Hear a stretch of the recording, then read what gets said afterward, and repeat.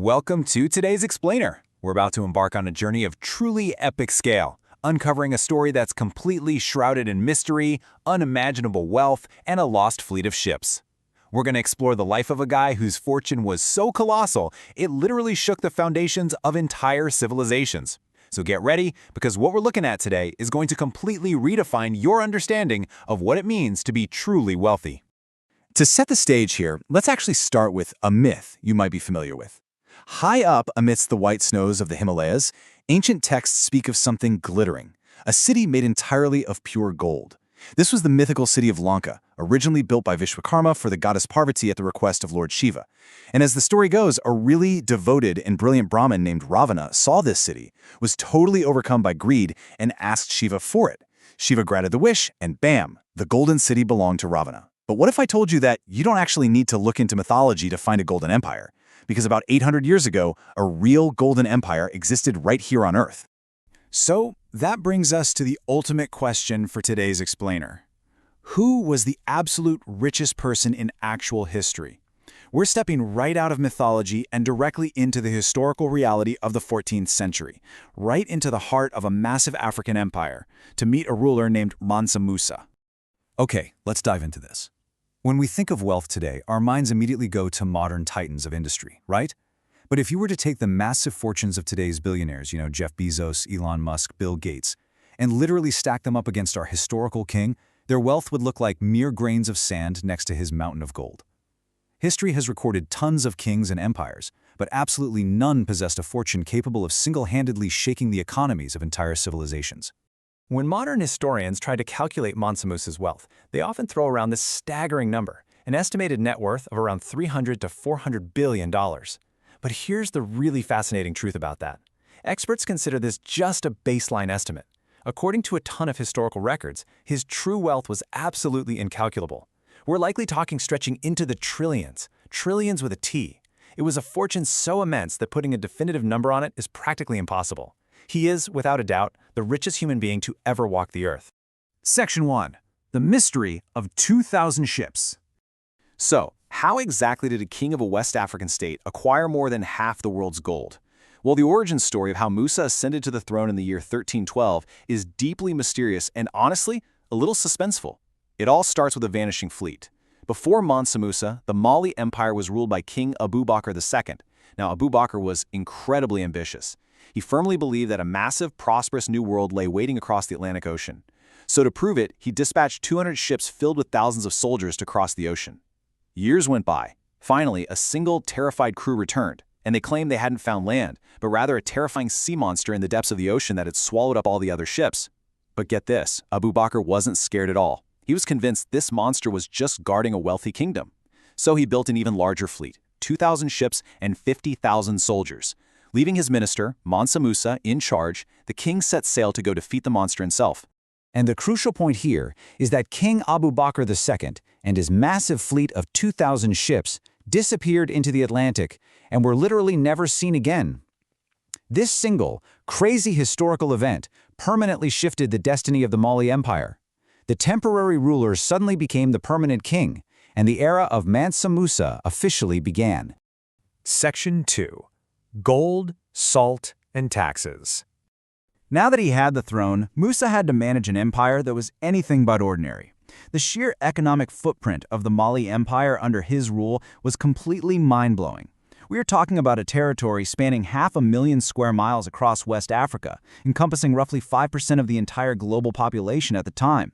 Its power and wealth echoed all the way to Europe and Asia, and it completely monopolized the global economy. During this era, roughly half of the entire world's gold supply was being pulled directly from mines located within Mali's borders. Half. But you know what's equally fascinating? The other half of their economy, salt. While the Bambouk and Beer mines just overflowed with gold, the Tagaza mines in the northern Sahara produced salt. And in these super harsh desert regions, salt was in such incredibly high demand, and the supply was so limited that it was frequently considered more valuable than gold itself. Now, despite holding the world's most valuable assets, Mali wasn't actually reaching its full economic potential under the previous kings. Mansa Musa wasn't just lucky to inherit this land. The guy was a brilliant visionary. He immediately implemented a really rigid, inescapable three-part tax system. He placed a heavy tax on every single ounce of gold mined, every block of salt extracted, and on all trading within the markets. That singular strategic decision catapulted Mali into unparalleled, unimaginable wealth. Section 3. The Golden Pilgrimage. This massive accumulation of wealth totally set the stage for one of the most unbelievable spectacles in human history. Let's fast forward to the sweltering summer of 1324, as Musa embarked on his Hajj pilgrimage to Mecca. The logistics for this trip were staggering. Picture a caravan of over 60,000 travelers, all draped in fine Persian silk. The king was guarded by 500 elite soldiers marching ahead with gold-adorned staffs, and trailing right behind him were 80 camels, each one hauling 130 kilograms.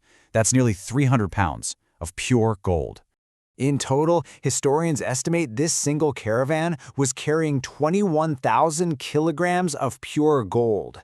The dust they kicked up in the desert was quite literally golden, and Musa lived super large on this trip. He was so dedicated to leaving a legacy that he ordered the construction of a brand new mosque every single Friday wherever they happened to stop. In another instance, when his wife complained about the blowing desert dust, he ordered his workers to dig a massive canal overnight just to bring water to their camp and settle the sand. Just incredible. But, as you can imagine, this level of wealth can be really dangerous. When Musa arrived in Cairo, Egypt, he was so generous that he just handed out gold to every poor person and soldier he saw.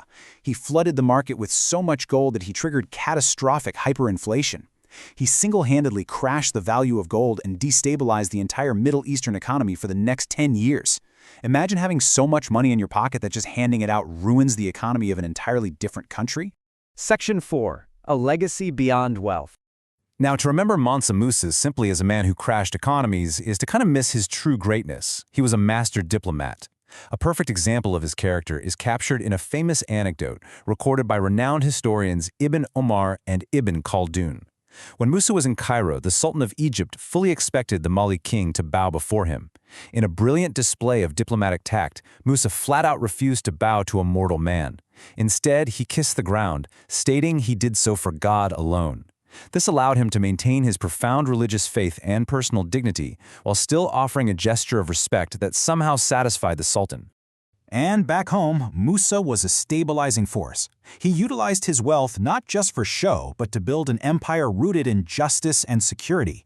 He made Islam the official state religion, but practiced strict religious tolerance, never suppressing other faiths. This successfully united diverse African states under the Mali flag, ushering in an era of unshakable stability. His reputation was so grand that just a few decades later, European mapmakers actually drew Mali onto their maps for the very first time, featuring a drawing of King Musa proudly holding a massive gold coin. Section 5. The Fall of Mali. However, the story of the Mali Empire after Mansa Musa's death is a pretty sobering reminder of how quickly the mighty can fall. Around 1332 or 1337, Mansa Musa passed away. The throne fell to his son, who, unfortunately, really lacked his father's visionary leadership. The son basically just enjoyed the lavish lifestyle, and to fund it, he implemented even higher, crushing taxes on the public and the merchants. Naturally, this sparked massive rebellions. Corrupt governors and ministers began stealing the gold. This internal weakness made them incredibly vulnerable, leading to a 15th century invasion of Timbuktu by the neighboring Songhai Empire, and eventually in the 16th century a Moroccan invasion that completely shattered the Mali Empire into fragments forever. Just a few decades after housing the richest man to ever live, the mighty Golden Empire was completely destroyed. Mansa Musa's story proves that while immense wealth can build an unparalleled kingdom, bad governance and internal corruption can destroy it just as fast.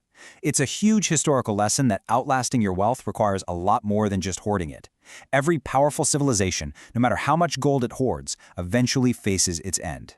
So, as we wrap up this explainer, I want to leave you with a little thought experiment. Imagine waking up tomorrow with an incalculable fortune, hundreds of billions, perhaps trillions of dollars at your immediate disposal. If you had Mansa Musa's wealth today, what is the very first thing you would buy? Let that sink in and keep learning.